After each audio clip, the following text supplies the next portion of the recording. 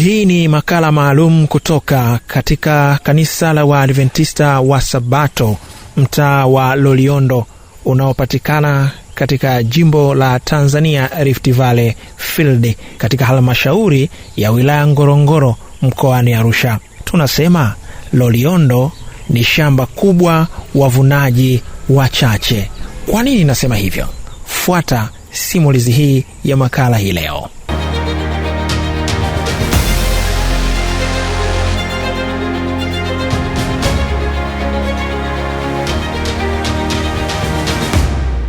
Wilaya Ngorongoro, eneo lenye historia ya kipekee, uzuri wa asili na fursa nyingi za kiinjilisti, ipo kaskazini mwa Tanzania, ikipakana na nchi ya Kenya, ikiwa ni sehemu yenye vivutio vikubwa vya utalii duniani.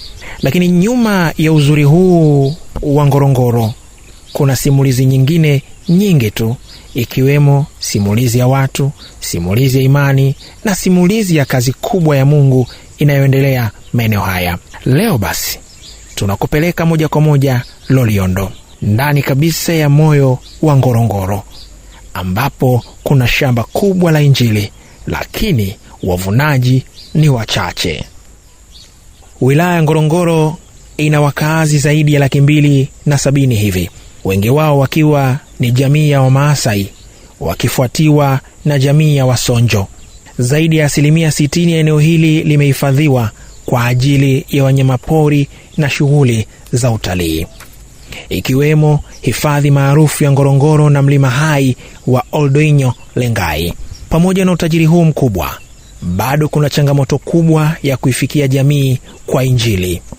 Katika eneo hili dini ya Kikristo ipo, lakini kwa upande wa kanisa la Waadventista wa Sabato bado ni wachache mno. Kwa eneo hili, kwa uzoefu wangu na ninachoona kwamba kinaweza kutusaidia sana, ni kuanzisha madarasa ya Biblia kwa njia za asili. Njia zipi za asili? Huku wana mikutano, wana vikao, wana namna wanavyowasiliana.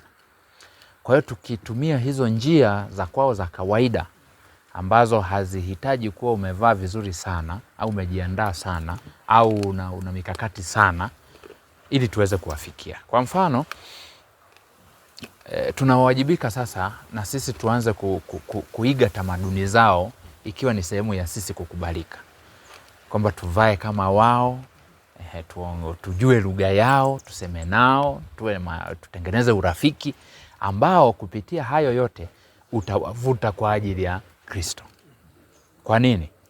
Tukienda kwa njia hizi za kawaida ambazo tunazitumia kila siku, inakuwa ni vigumu. Wengi wanasikiliza halafu wanaacha. Lakini naamini hata waliosikiliza pia kuna siku Mungu atawakumbusha cha kufanya. Lakini njia ya pili ambayo naona inaweza ikatusaidia ni kutumia teknolojia, kutafuta teknolojia ambayo itarahisisha mawasiliano kati yetu na wao.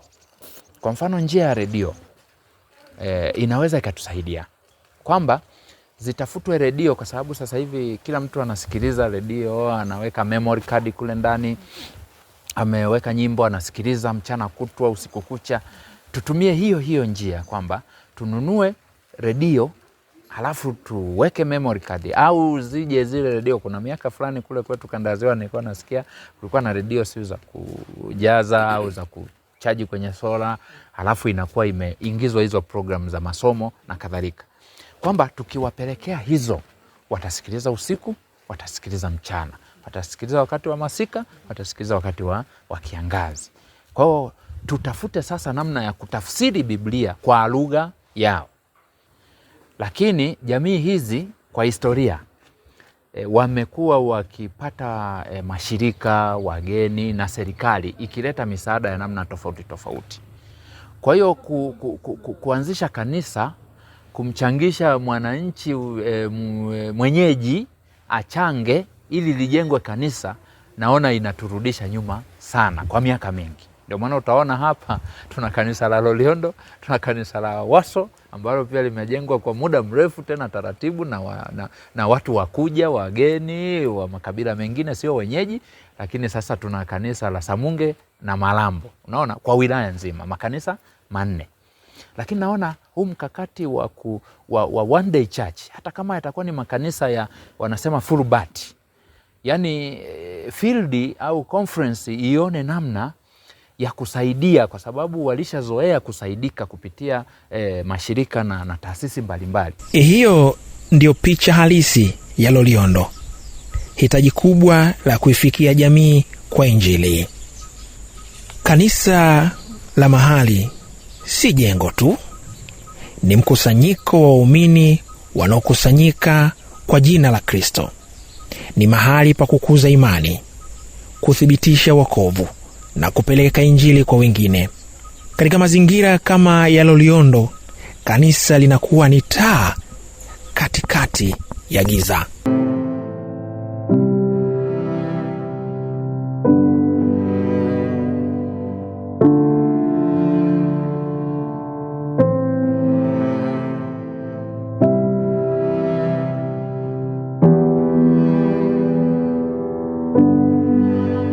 Safari ya kanisa hili ilianza mwaka 1985 katika eneo la Loliondo kupitia mtu mmoja ajulikanaye kwa jina la Isaac Masige. Kutoka kwa watu 7 tu, ibada za nyumbani zimefanyika hadi kuwa kanisa linalokuwa.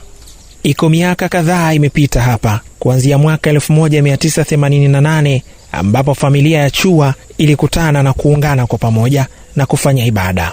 Lakini mpaka mwaka 2023 uongozi wa sasa uliendelea kuimarisha kazi ya Mungu katika eneo hilo, kutoka washiriki 50 hadi kufikia zaidi ya washiriki 500 waliopo kwa sasa.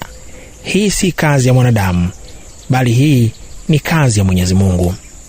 Pamoja na ukuaji huu, bado kazi ni kubwa mno. Zaidi ya vijiji 28 bado havijafikiwa kabisa na Injili ya Yesu Kristo, na kila muumini mmoja anazungukwa na mamia ya watu wasiofahamu ukweli wa Yesu. Tumeligawa eneo katika maeneo matano ya kimkakati. Eneo la kwanza linaitwa Ngarasero ambalo lina vijiji 2, na hilo eneo lina wakazi 15,000. Lakini pale tuna washiriki tu 24. Tunatamani ifikapo mwaka 2030 angalau pale pawe na mtaa na tuwe na washiriki 350.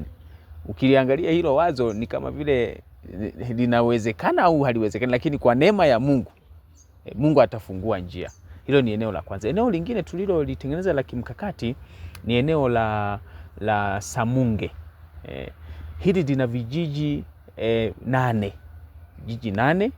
Na sasa hivi vijiji tunatamani kila kijiji kiwe ni kanisa. Yaani kila kijiji tuwe na kanisa. Na lina wakazi 32,000 na kuendelea. Sasa hapa napo tunatamani ifikapo mwaka 2030 angalau Injili isogee katika eneo hilo. Eneo lingine ni eneo la Malambo.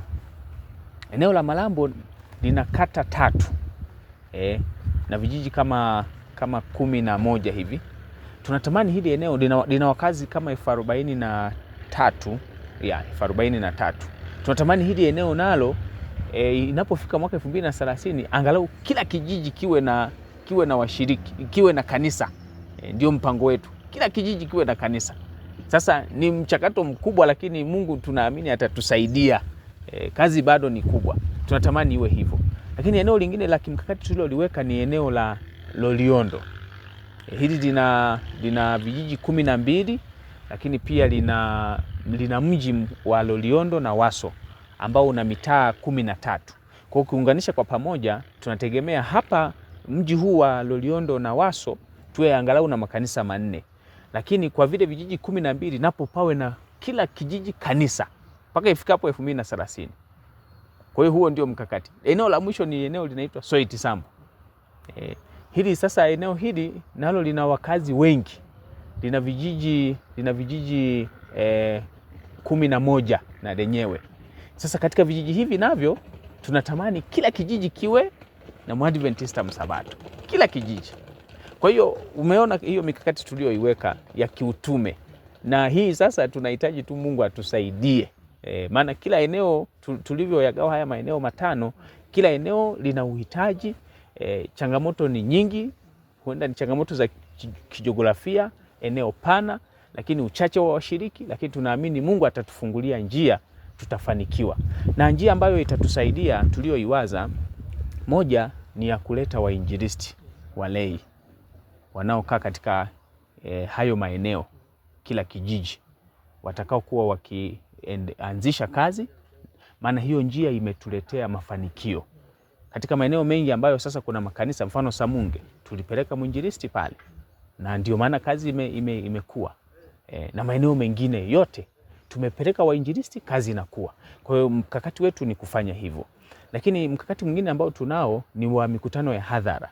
Tutaendeleza hiyo mikutano ya hadhara, maana nayo inatuletea matunda. Kila tunapohubiri wanapatikana watu wanabatizwa. Mkakati mwingine ni hizo huduma za jamii. Hizo nazo zimefanyika na zinaleta matunda.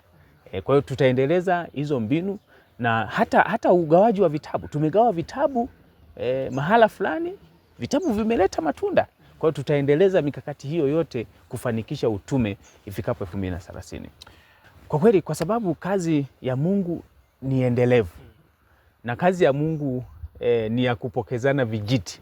Leo mimi nipo, kesho sipo, atakuja mwingine. Ni wasii sana washiriki wa Loliondo. Hii kazi ni kazi ya Mungu, na Mungu anainua watu na kuwaleta watu kwa nyakati tofauti tofauti, wakubaliane na mabadiliko. Mtu anaweza akaja mwingine, mtu anaweza akaingia mwingine akatoka, lakini kwa sababu ni kazi ya Mungu, mipango tulioipanga na inayoendelea, waendelee kuikazia. Niombe kabisa wazee wa kanisa, makanisa yote, washiriki wote, kwa kweli mipango hii waivae, iwe kwenye damu, maana ni mipango ya mbinguni, ni mipango ya kutimiza kazi ya Mungu. Waendelee kuifanya na waifanye kwa moyo. Kila mahali, makanisa yote, kuanzia kule Malambo, hapo Samunge, hapa Loliondo, Waso, mpaka kule Oroipiri, maeneo yote tushikane kwa nguvu. Na huu mtaa ni mzuri, ni mtaa mzuri. Washiriki wake wana umoja.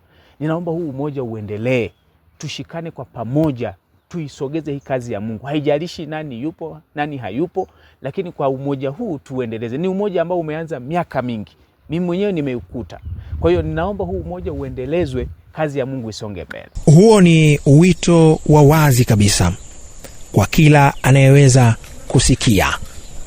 Loliondo ina changamoto nyingi: umbali, miundombinu ya barabara, lakini mila na desturi. Lakini pia ina fursa nyingi sana, ikiwemo idadi kubwa ya watu, miji inayokuwa, biashara na mwingiliano wa kimataifa, lakini pia nia ya watu kutaka kumjua Mungu. Hizi ni fursa kubwa zilizopo Loliondo.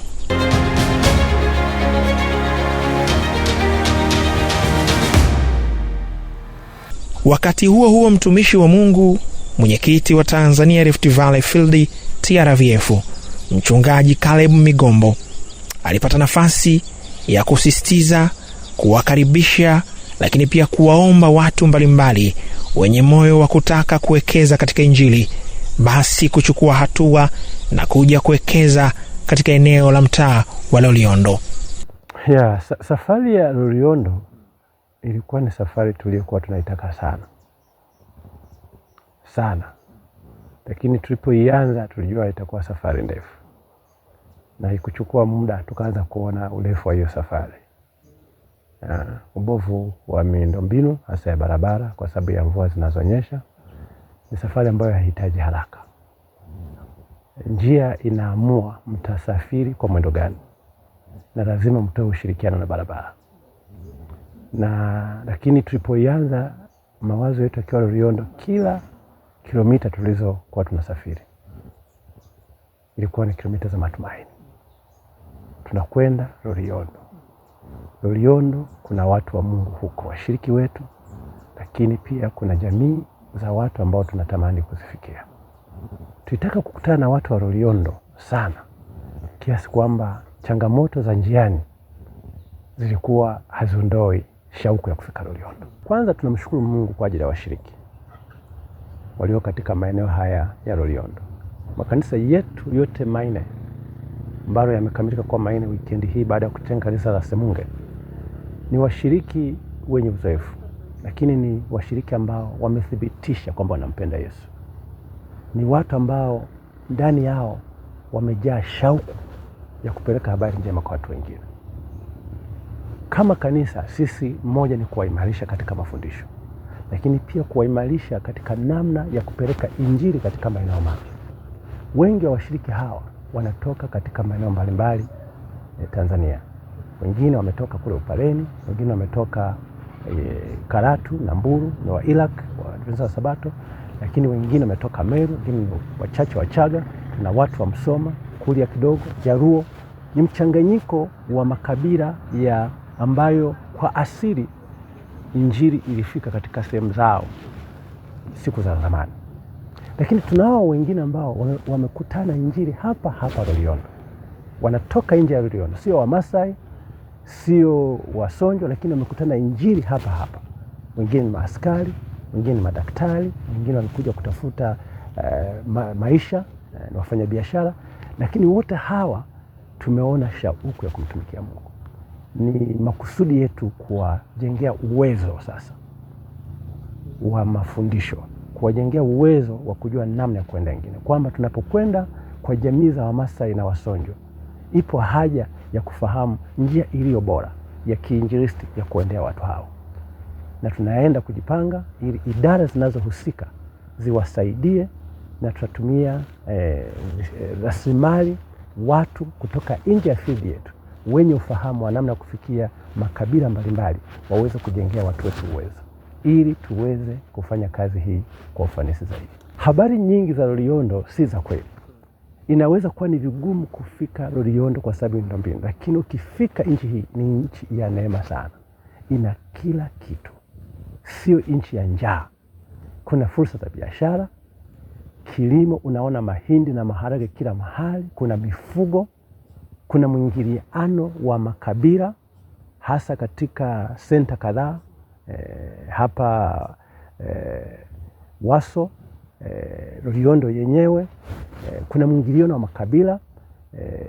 Kwa kweli kuna maisha mazuri hapa, na tunawakaribisha watu, na hata jana tuongea na washiriki kwamba upo uwezekano wa watu kuja kufanya uinjilisti wa kujitolea hapa wakajitegemea, kwa sababu fursa za kujitegemea zipo. Kuna kilimo kinacholipa, kuna ufugaji hapa unalipa, kuna biashara ya mifugo inalipa, lakini kuna biashara mbalimbali hapa. Lakini tuwashukuru, wapo wadau nje ya Loliondo. Nadhani hili ni muhimu niliseme. Wengine wako Arusha, wengine wako Dar es Salaam, wengine wako Dodoma, wako maeneo mbalimbali. Singependa kuwataja majina yao, lakini tuna wadau, washiriki, wafanyakazi wa serikali wanaompenda Mungu ambao wamejitolea kusapoti kazi ya injili katika maeneo ya Loliondo. Tunao wainjilisti kadhaa zaidi ya 5 ambao kwa sehemu kubwa wanalipwa na watu binafsi. Nichukue fursa hii mahali popote wanapotusikiliza kuwatakia baraka. Mungu awabariki kwa kujitoa kwao. Fedha wanayoitoa na muda wanaotoa umekuwa sehemu kubwa kuleta chachu ya injili katika maeneo haya. Na tutaendelea kualika wadau wengine, lakini waalike wote wanaokereketwa kupeleka injili. Loliondo ni mahali sahihi na Mungu atawabariki.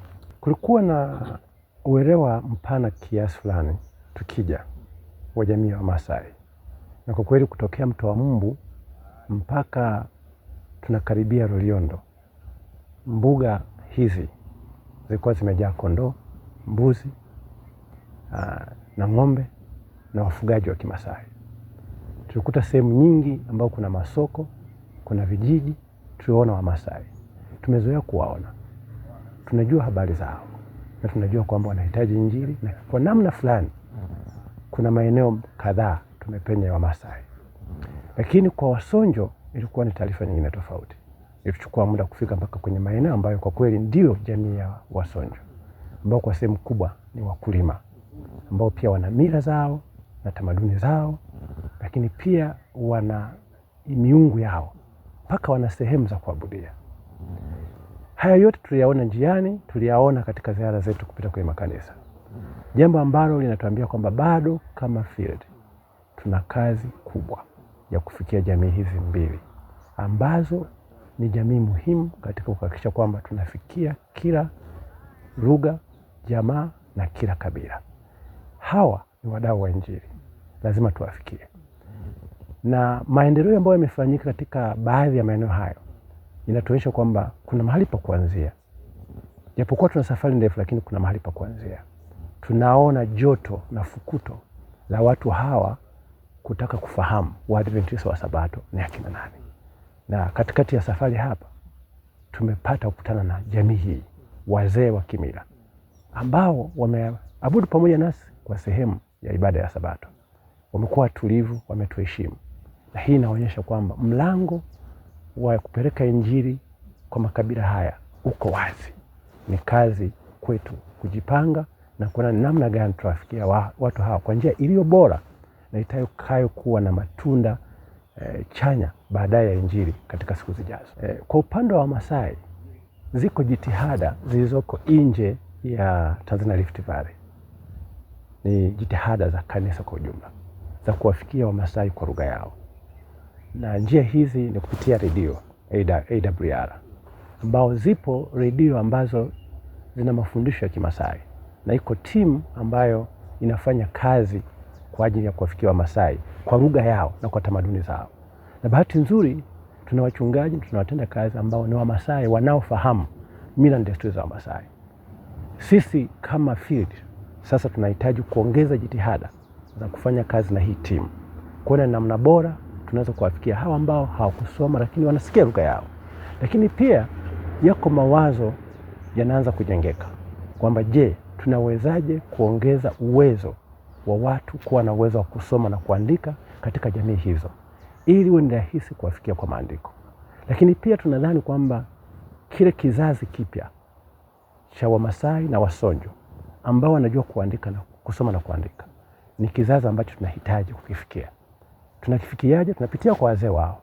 Tunapopata kibali cha jamii kwamba sisi ni watu wema, tunawapelekea habari njema, ni watu wa amani, wazee hao kutufungulia milango, lazima tutafute program zinazowalenga vijana na watu walika za kati ambao wamepata nafasi ya kusoma.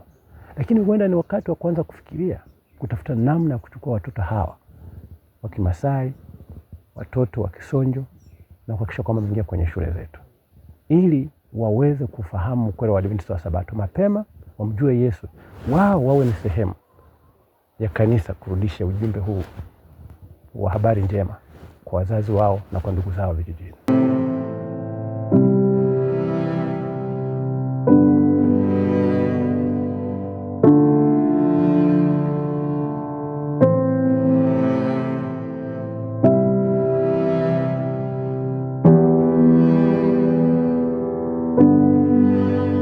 Kazi ya Mungu haijawahi kuanza kwa nguvu za kibinadamu na haiwezi kusimama kwa nguvu za kibinadamu. Kama ilivyoandikwa, neema juu yake. Loliondo ni shamba tayari linalohitaji wavunaji, na wavunaji ni sisi. Swali ni moja tu. Je, wewe utaitikia wito kuwa mmoja wa kusaidia uvunaji katika shamba hili Loliondo? Kutoka Ngorongoro, hii ni sauti ya matumaini, sauti ya utume, sauti ya Mungu. Hapa tunafika mwisho mwa makala hii maalum kutoka Loliondo. Tunasema Loliondo ni shamba kubwa, wavunaji wachache. Kwa niaba ya waandaaji wa makala hii kutoka idara ya mawasiliano ya TRVF, msimulizi wako ni mimi Jackson Mwarangi Sekiete. Asante.